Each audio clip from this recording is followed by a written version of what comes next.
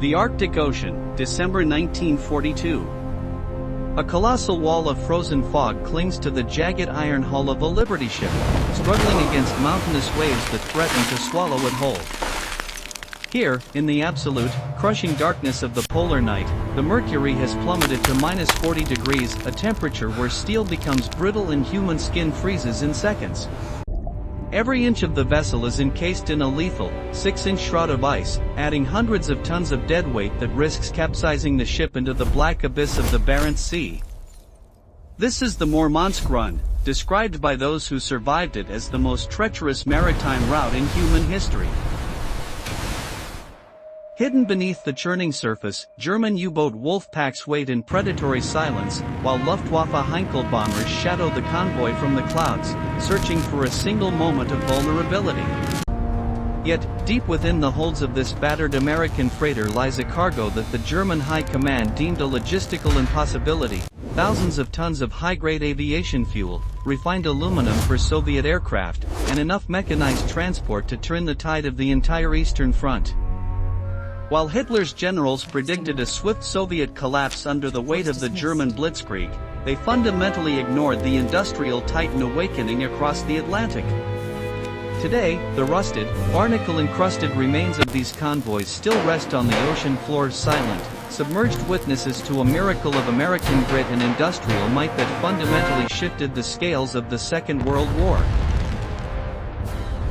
The geopolitical architecture of 1941 was defined by a seismic shift that shattered the prevailing military assumptions held in Berlin and Tokyo. The conflict, which began on September 1, 1939, with Germany's invasion of Poland, had fundamentally transformed from a European struggle into a global war of attrition. On June 22, 1941, Adolf Hitler committed his most fatal strategic error by turning on his former ally.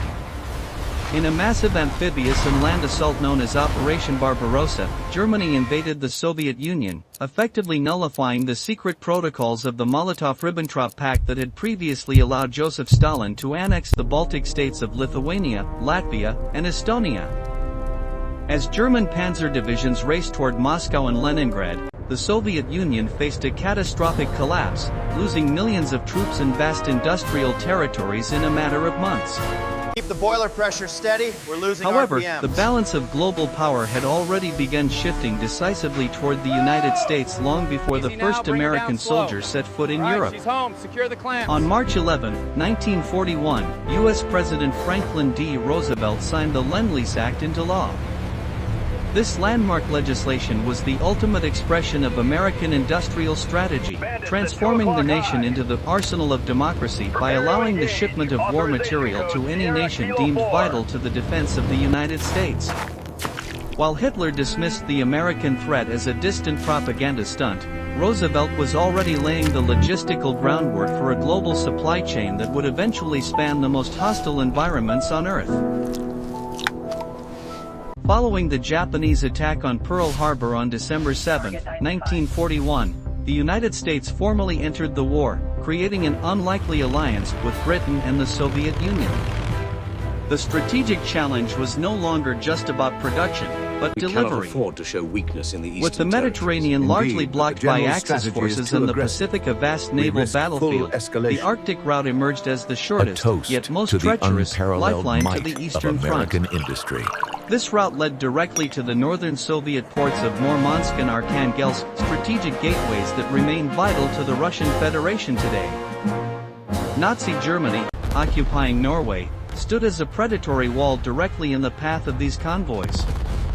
The phony war of 1939 and early 1940 was over.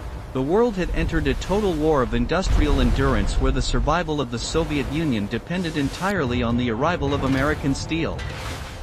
Hitler's high command believed the Soviet Union would buckle before the winter of 1941, but they failed to account for the millions of tons of American resources already moving toward the frozen graveyard of the North. Hurrah! We made it through. The decision to utilize the Arctic route was born out of a desperate necessity that transcended mere geography.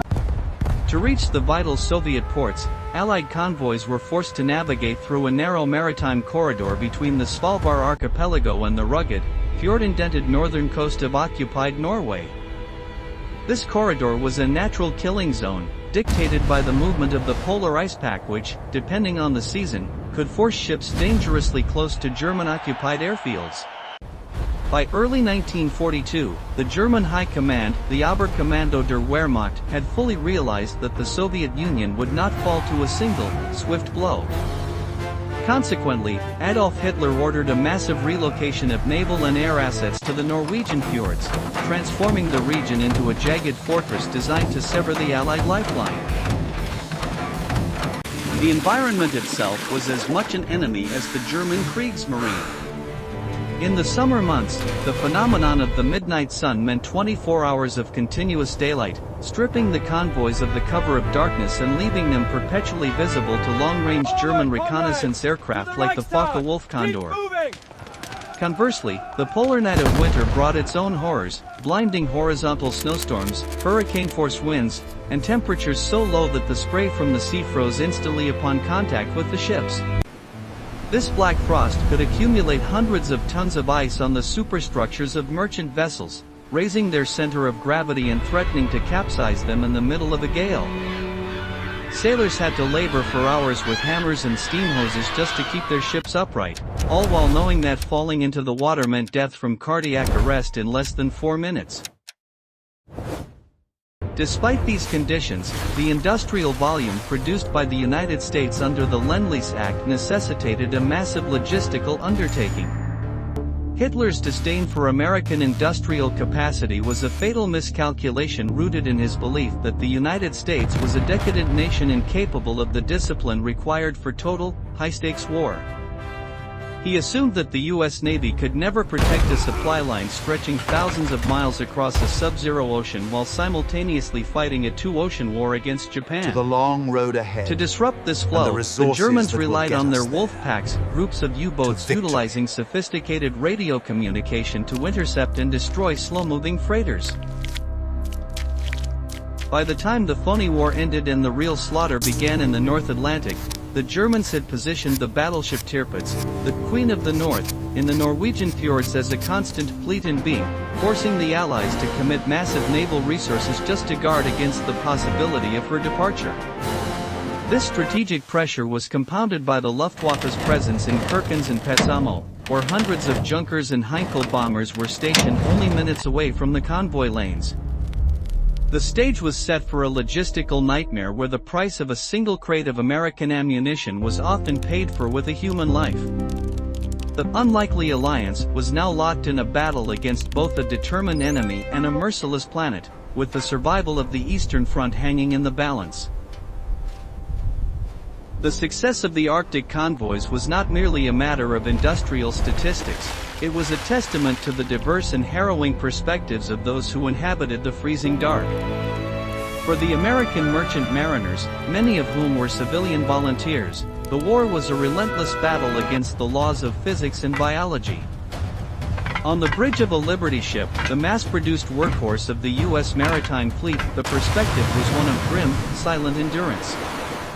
These men operated under the constant shadow of hypothermia. Historical data confirms that a sailor falling into the Barents Sea had a life expectancy of less than 4 minutes before his heart succumbed to the icy grip of the water. To mitigate these catastrophic risks, American engineers and shipbuilders revolutionized naval architecture. The Liberty ship was a marvel of modular prefabrication, designed to be assembled in days rather than months. This industrial velocity allowed the United States to replace merchant losses faster than the German U-boats could inflict them, creating a psychological war of attrition that the German sailors found increasingly impossible to win. From the German perspective, the sight of these convoys on the horizon was a source of mounting professional disbelief and eventual demoralization. Luftwaffe pilots, flying Junkers and Heinkel bombers from occupied Norwegian bases, frequently reported back to Berlin with accounts that defied their strategic training. They would successfully sink 10 freighters in a single engagement, only to find 20 more appearing on the horizon the following week. German commanders, who had initially mocked the Lend-Lease Act signed by President Roosevelt in March 1941 as a mere propaganda effort, were now witnessing the tangible reality of American industrial might. They saw Soviet pilots engaged in dogfights while flying American-made P-39 Airacobras and Soviet infantry divisions equipped with American-made boots and eating American rations like Spam and chocolate. The average German soldier on the Eastern Front, struggling with malfunctioning equipment and severe supply shortages, looked upon captured American material with a mixture of envy and terror. They began to realize that they were no longer just fighting a Russian army. They were fighting a global, 24-hour industrial factory that Hitler had promised them would never interfere. This shift in perspective, from the predator to the overmatched, began to erode the morale of the German Kriegsmarine. While the German wolf packs utilized sophisticated radio communications to hunt, they were being confronted by a logistical wave of American steel that was simply too large to be stopped by torpedoes alone. The perspective for the Allies was one of defiant survival, fueled by American coffee and the cold calculation that their cargo was the only barrier preventing the total annihilation of the Soviet Union.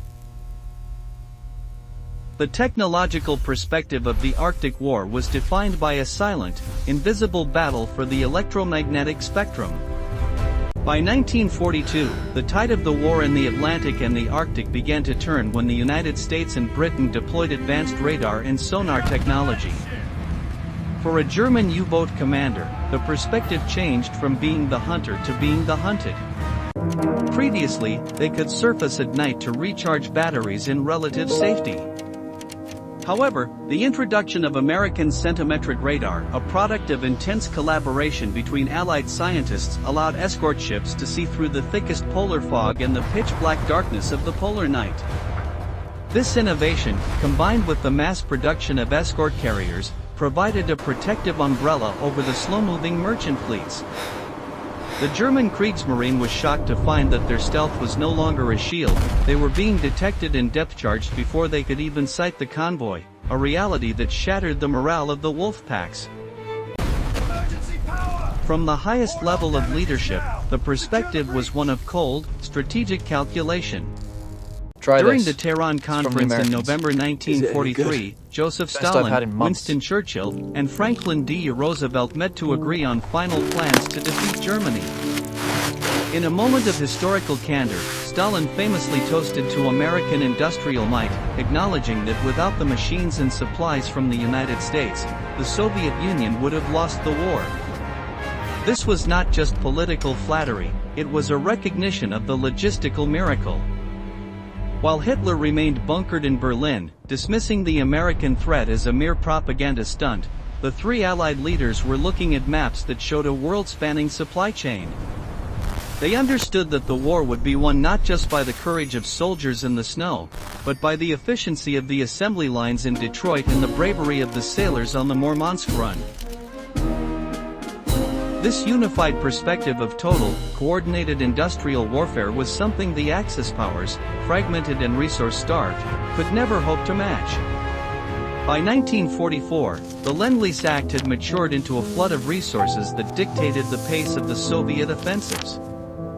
To the Soviet soldier, the perspective of the war changed from a desperate defense to a motorized, high-speed advance, fueled by millions of gallons of American high-octane fuel and hundreds of thousands of American trucks.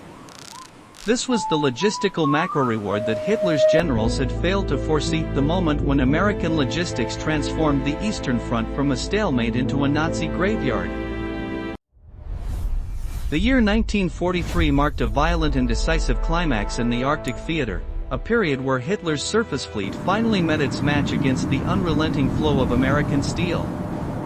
By this time, the Nazi high command was in a state of strategic desperation, realizing they had to sever the Murmansk lifeline to prevent the total collapse of the Eastern Front. The Lend-Lease Act, signed by President Roosevelt in March 1941, had already delivered thousands of tanks and aircraft that were currently being utilized by the Soviet Union to crush German divisions at the Battle of Stalingrad and the Battle of Kursk. The climax of the naval struggle occurred in December 1943, when the German battle cruiser Scharnhorst was dispatched to intercept convoy JW-55B. In the freezing twilight of the polar winter, hunters became the prey. Utilizing the superior centimetric radar technology and the tactical coordination of British and American escort forces, the Allies trapped the Scharnhorst in what became known as the Battle of the North Cape. The German giant was pounded by heavy shells and eventually sent to the bottom of the Barents Sea. This victory effectively ended the credible threat of German heavy surface ships in the Arctic, leaving only the Lone Queen, the battleship Tirpitz, hiding in the deep Norwegian fjords. While the surface threat diminished, the struggle against the German wolf packs reached a fever pitch. The Allies began organizing specialized support groups, fast, dedicated anti-submarine units that roamed ahead of the merchant convoys. These groups, equipped with American-made depth charges and hedgehog mortars, turned the killing zones of the north into graveyards for the Kriegsmarine. Hitler's refusal to believe in the scale of American logistics had led to a situation where his finest sailors were being systematically outproduced and out-teched. On land, the impact was equally devastating for the Axis.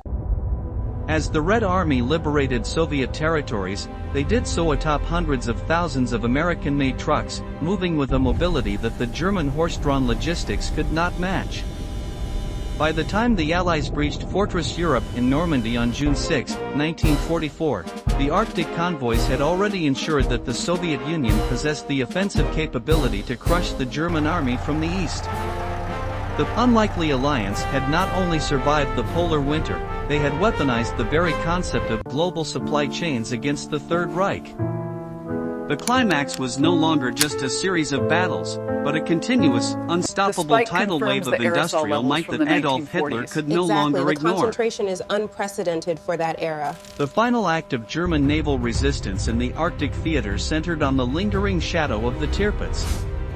By late 1944, this massive battleship, the sister ship to the Bismarck, had become a symbol of Hitler's failed naval strategy.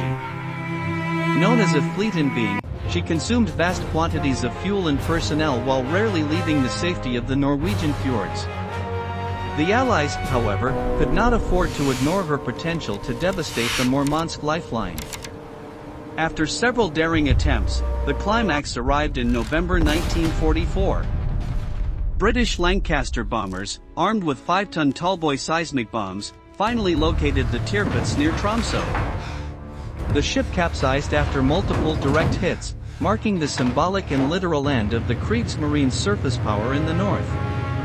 With the Queen gone, the Arctic convoys accelerated their pace, delivering the final, crushing blows of the war. Simultaneously, the impact of American industrial logistics became undeniable on the frozen battlefields of the land.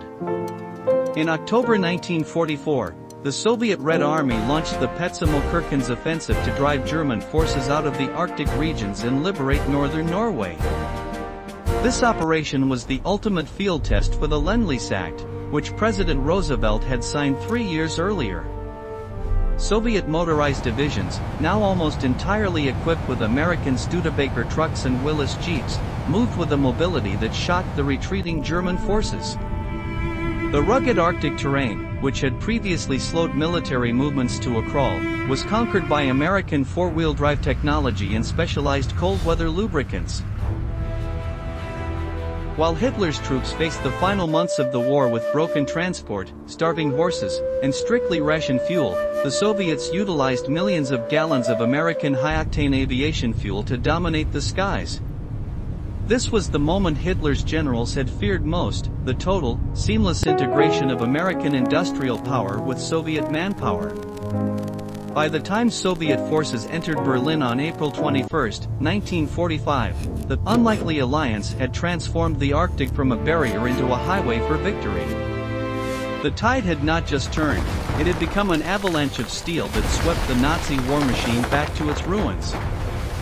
Upon Germany's unconditional surrender on May 8, 1945, the logistical miracle of the Arctic convoys stood as the most successful and most dangerous supply operation of the entire European theater. The conclusion of the deadliest conflict in human history occurred on September 2, 1945, upon Japan's formal surrender aboard the USS Missouri in Tokyo Bay. While the world celebrated the end of 6 years of total war, the frozen waters of the Arctic held a grim accounting of the cost. Between 40 million and 50 million people died globally as a result of World War II, a figure that remains a haunting testament to the scale of the destruction. For the Arctic convoys specifically, the price of victory was etched in iron and blood.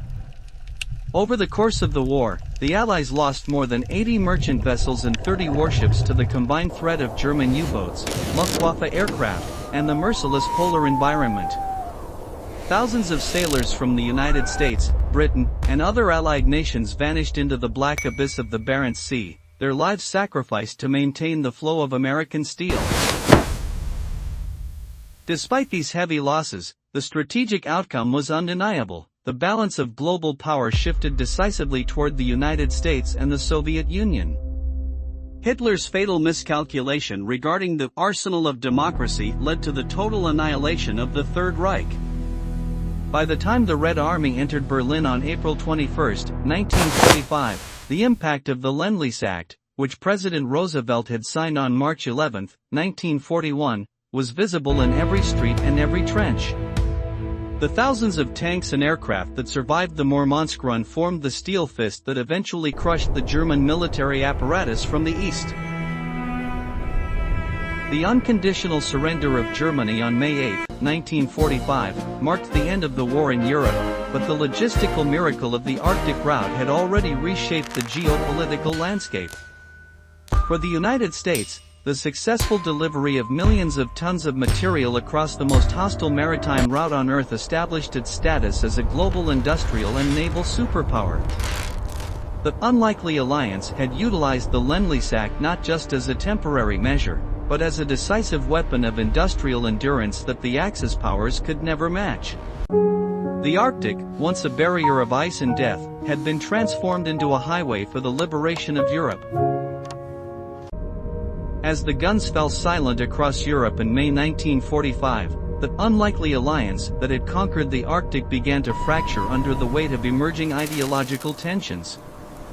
The victory celebrated on the deck of the USS Missouri on September 2 marked the official end of World War II, but it also signaled a new geopolitical reality where the balance of power shifted decisively toward the United States and the Soviet Union. The Arctic, which had served as a shared corridor of survival during the war, rapidly transformed into a primary front line of the Cold War. Murmansk and Arkhangelsk, the very ports that had received millions of tons of American steel to survive the Nazi onslaught, were transitioned into closed military zones, guarding the northern frontiers of the Soviet bloc. The American technology that had once provided life-saving radar and four-wheel drive mobility was now viewed through the lens of a nuclear-armed competition. The legacy of the Arctic convoys, however, transcends the political divisions that followed the conflict. For decades, the sailors of the Murmansk Run were often considered the forgotten heroes of the Second World War. It was only in the latter half of the 20th century that historians fully recognized the staggering significance of their endurance. Between 1940 and 1945, the logistical bridge they maintained was perhaps the most critical engagement in the history of military supply chains. The thousands of tanks, aircraft, and tons of food delivered through the polar night were not merely numbers on a ledger, they were the essential materials that prevented a total Nazi conquest. Between 40 million and 50 million people died globally, and the deep-sea wrecks in the Barents Sea serve as a permanent memorial to those who gave their lives in the freezing dark. The arsenal of democracy, fueled by the Lend-Lease Act, had not only saved an ally but had reshaped the world, proving that industrial might, when paired with human courage, could overcome even the most impossible environments.